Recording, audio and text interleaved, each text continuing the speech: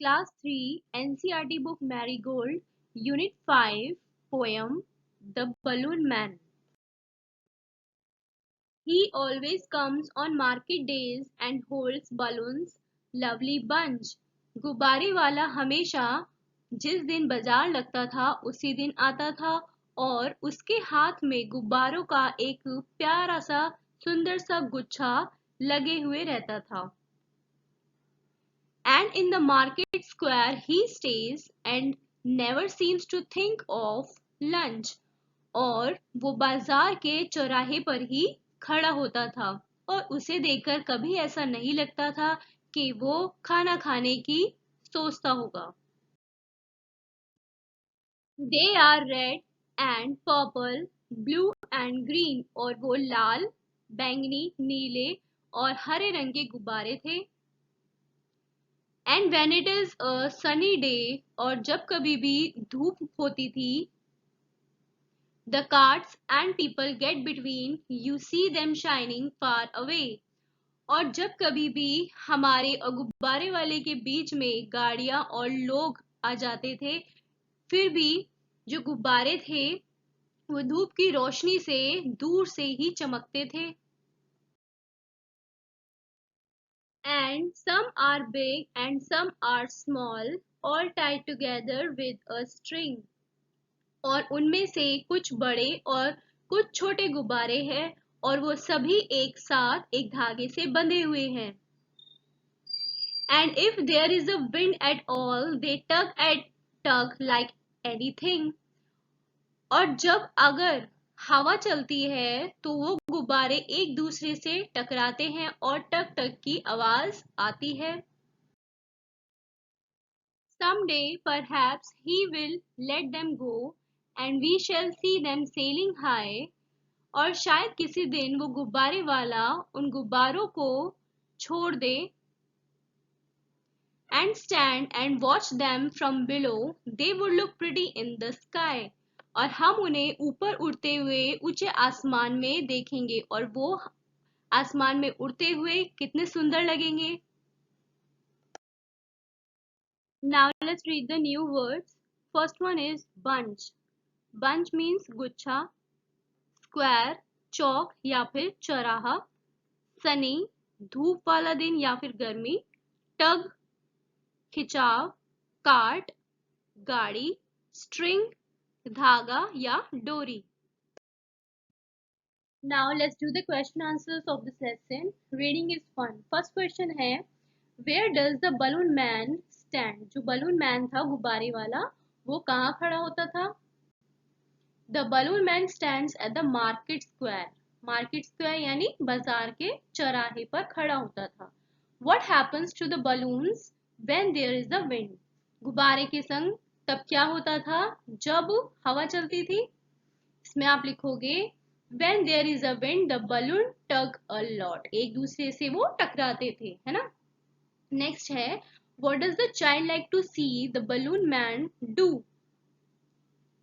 The child likes to see the balloon man setting all the balloons free in the sky. जो बच्चा था वो क्या देखना चाह रहा था कि जो बलून मैन है वो उन गुब्बारों को फ्री छोड़ दे, है ना, आसमान में. He wants to see them sailing high, क्योंकि वो बच्चा उड़ते हुए उन बलून्स को आसमान में देखना चाहता था. Talk time. How high can balloons fly? Balloons जो गुब्बारे हैं वो कितने ऊंचे उड़ सकते हैं? Balloons can fly quite high up in the sky depending upon the gas in them. जो balloons के अंदर गैस भरी होती है उसके ऊपर डिपेंड करता है कि वो कितने ऊंचे आसमान में उड़ सकते हैं. नेक्स्ट है, what do you like about this poem? इस पोएम के बारे में हमें क्या सबसे ज्यादा अच्छा लगा? The child is wishing to see all the balloon sailing in the sky. कि जो बच्चा था उसकी विश क्या थी, वो क्या चाहता था कि जो बलून से वो आसमान में ऊपर तक उड़ जाए, है ना. I like this very much. ये हमें बहुत अच्छा लगा. Word building. वर्ड बिल्डिंग का फर्स्ट क्वेश्चन है आपका, identify the words from the jumbled letter. Jumbled यानी उलट पुलट. And write the word in the space provided. अब जो वर्ड है आपको, जैसे फॉर एग्जाम्पल कैट है, ठीक है, अब ये कैट की स्पेलिंग करेक्ट है। अब इन लेटर्स को मैं अगर उलट पुलट करके लिख दूं कुछ इस तरीके से, टी सी ए, है ना, तो ये क्या हो गया, ये हो गए जम्बल्ड, ठीक है, मतलब मैंने इसको लेटर्स को इस वर्ड के आगे पीछे करके लिख दिया। तो हमें इसे करेक्ट करके इन्हीं वर्ड्स को यहाँ पे लिखना है सही। तो अब पहला क्या है, अब आप देखो, double L A B double O N S, तो क्या बना, B A double L double O N S, balloon. Next क्या है, B L U E, blue. Next है B E L O W, below, यानी नीचे। फिर नेक्स्ट है L U N C H, lunch. People, P E O P L E. Next C A R T, cart, यानी गाड़ियां, ठीक है। Second is put the words given in the box in the following groups. अब हमें एक ही group के सारे वो इकट्ठे लिखने हैं। जैसे फर्स्ट आपको दे रखा है नेचर, है ना, नेचर यानी प्रकृति। तो नेचर के ग्रुप में और इस बॉक्स में से क्या क्या चीजें आ जाएंगी, जैसे विंड एंड स्काई, ठीक है, और ग्रास। नेक्स्ट है फूड, फूड में क्या आएगा, टर्निप एंड राइस और पाइनएप्पल। फिर कलर्स में क्या क्या आ जाएगा, green, yellow and white. Third is how many colors can you find hidden in the maze, write their names below। Okay, अब जैसे ये जम्बल्ड आपको दे रखा है यहाँ पे, ठीक है, पजल बॉक्स दे रखा है, तो इसमें आपको कलर्स के नेम फाइंड आउट करने हैं। जैसे फर्स्ट आपको दिया हुआ है ऑरेंज, ठीक है, और कलर्स हम फाइंड आउट करेंगे। जैसे एक आपको दे रखा है यहाँ पे वाइट, ठीक है, एंड वॉयलेट। एक आपको यहाँ दे रखा है पिंक,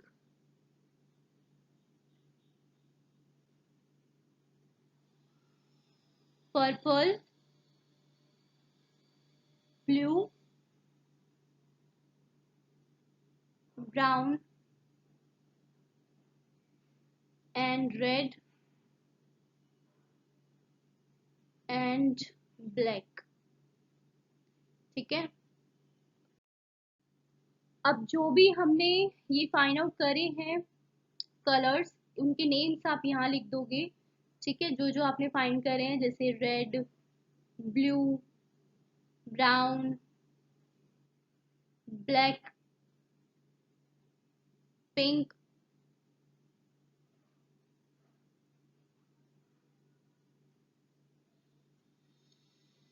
वॉयलेट, और कौन सा फाइंड किया था हमने, पर्पल, ठीक है। लास्ट है इसका, filling the blanks in the balloons with the opposites, you can find them in the poem the balloon man, one is done for you. अब यहाँ पे आपको फिल इन द ब्लैंक्स दे रखे हैं, आपको जो वर्ड दे रखा है, जैसे पहला है नेवर, उसका अपोजिट, नेवर माने कभी नहीं, और ऑलवेज माने हमेशा, मतलब उसका ऑपोजिट लिखना है, उल्टा वर्ड, ठीक है। अब जैसे स्मॉल है, स्मॉल का ऑपोजिट क्या होगा, बिग, राइट। एंड रेनी यानी बारिश, तो बारिश का अपोजिट यानी रेनी का अपोजिट क्या होगा, सनी, यानी धूप निकली हुई, ठीक है। लो, लो मीन्स डाउन, है ना, तो लो का क्या होगा, ऑपोजिट हाई। सिट यानी बैठना, तो खड़े होने को क्या कहेंगे, स्टैंड। नियर यानी पास, तो दूर को क्या कहेंगे? फार. Do like, share and subscribing to watching. Thank you.